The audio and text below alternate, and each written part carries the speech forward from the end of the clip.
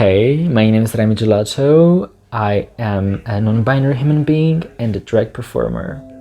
Hello, my name is Oliver and I'm a trans guy who makes videos about LGBTQIA+ people where they get to talk about anything that they want that somehow relates to them being queer. I recently went on a trip around Armenia, Georgia and Azerbaijan. And in Yerevan, Armenia, I had the privilege of meeting up with the drag family House of Dragon. And this video is about one of their stars, Remi Gelato, or Rafael as they're called out of drag. My name is Remi Gelato. Pronouns are they, them in drag. And I am from Armenia, currently in Yerevan. I'm 22 years old and I am a baby drag artist, drag performer. Rafael and Remi are both similar and different. Remi is a non-binary human being. They're polyamorous. They like emotions of all kind. Their main purpose is to project those emotions, feel those emotions and reflect it throughout the performance and be understood, inspire people and feel others seen and those emotions seen as well.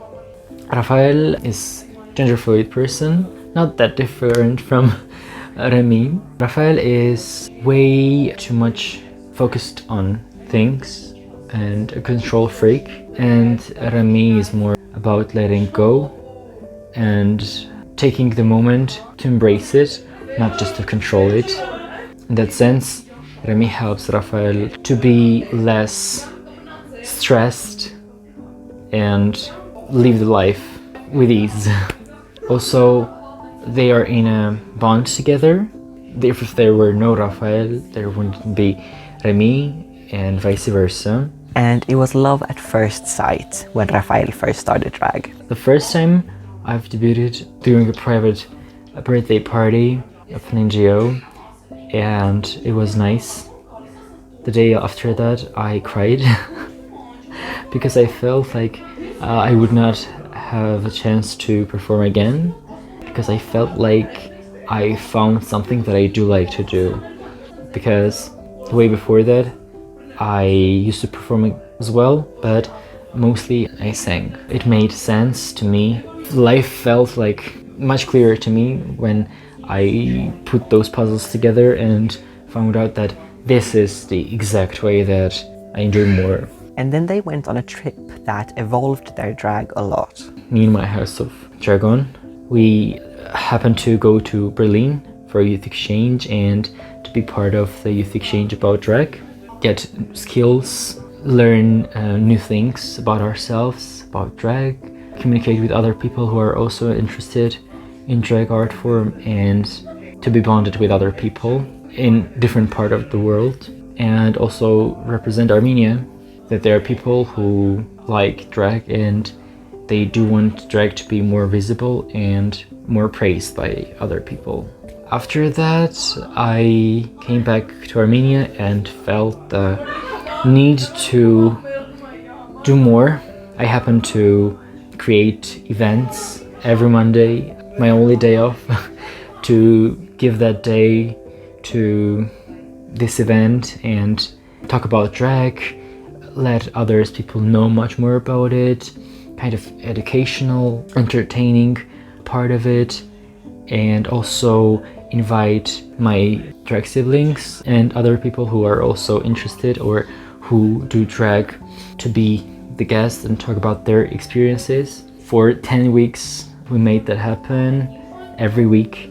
After that my path changed, I guess, a lot, because I participated in a Vogue Ball for the first time in Armenia, in Yerevan, in my hometown, and it felt quite magical. And to be part of it was much more inspiring. And I took part in a category lip sync, and I got to win the category, and it changed a lot.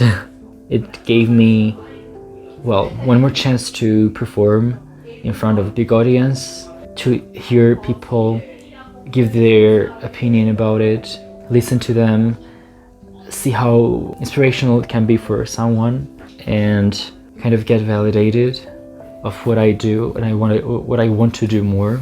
And it led me to another point of my life that I decided to take part in another Vogue Ball, which happened to be in Tbilisi in Georgia.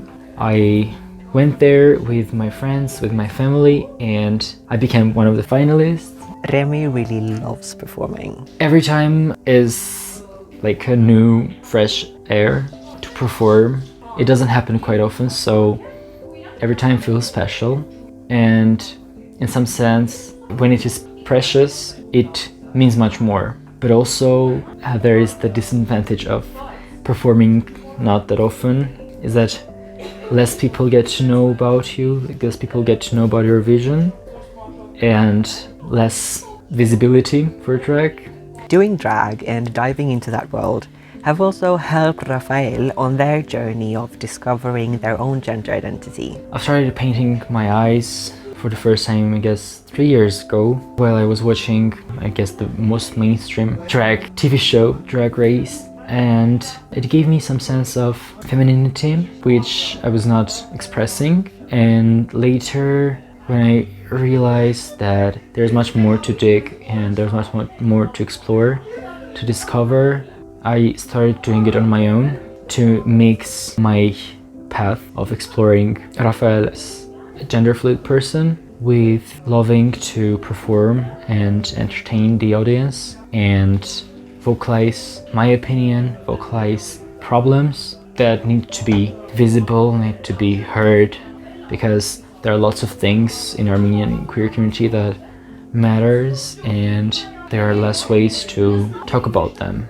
and also to celebrate them, to celebrate things that some people don't even think they should have celebrated, just because in kind of community we live. When you hear every day, oh, what is it like to be different? But different to what? Like, we all are different. It's not about being different and feeling like an outsider, it's about being different and feeling that you're yourself, you're unique, and that's the positive part of it. And that part needs to be celebrated. And drag, for me, gives all the answers to it. To express myself, to help other people, to talk about things, and to celebrate. And it's very important for me to make it more visible, make it more as a common thing for the community itself. They've also reflected on the importance of good advice from other people.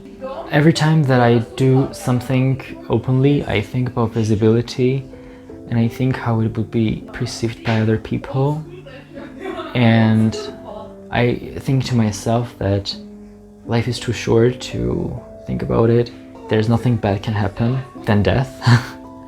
Then when the life ends physically. I came to these thoughts after my mother's death, and I guess that was a push for me to start looking at the world differently and be more true to myself, be more open with what I want and what I would like to have. I am afraid of time. I do fear of the time being too short and I don't want to regret of things that I haven't done. I want to remember the things that I've done and be proud of it. And along that way, I would like to help others to think that way, because there are lots of people, I guess, who need to get to that point of their life. And sometimes they do need other people to say that to them.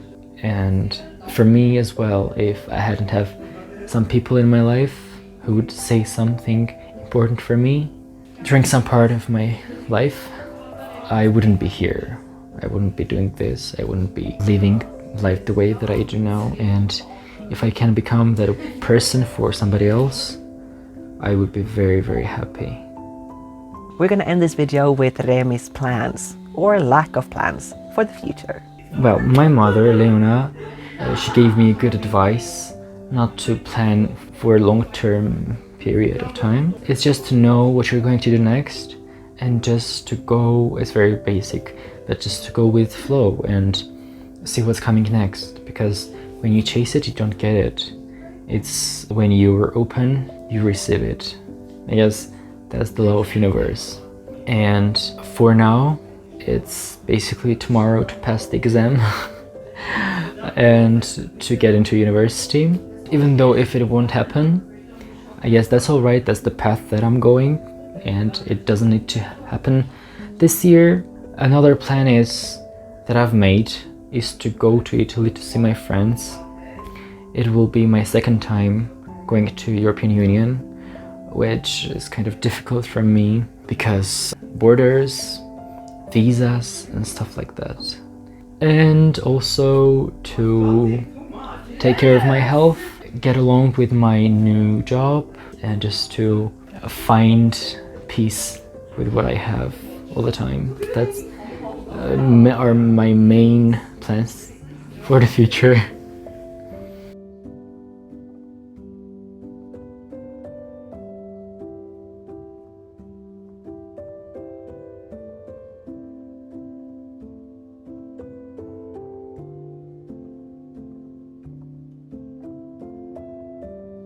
If you enjoyed watching that video, please like, comment, subscribe and share the video. I really appreciate you showing your love in that way.